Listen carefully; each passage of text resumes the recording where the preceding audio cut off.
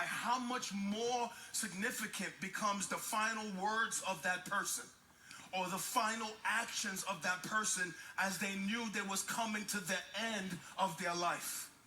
Enter the Lord Jesus Christ, who knew exactly when he was going to die. He knew exactly where he was going to die. He knew exactly how he was going to die, and he knew when he would return to the Father. The year is AD 33. Okay. The city or the place is the holy city of Jerusalem. The month is the month of Nisan on the Jewish calendar, April for you and I. The city, Jerusalem, is in a time of festival, Passover at that point in time.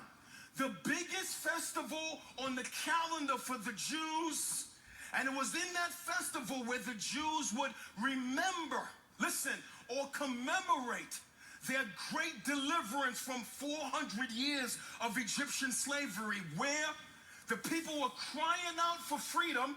God is talking to Moses. Side note, they're crying out for freedom. God is talking to Moses. They're crying out for help. God is talking to the answer. They're crying out for help. God is talking to the answer. Not because God is silent, that doesn't mean he's not talking to your answer.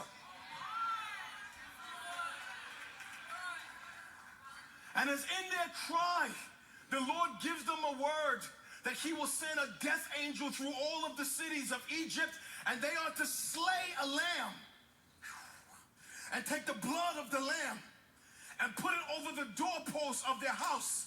And when the death angel passed by that house, the death angel would see the lamb over the house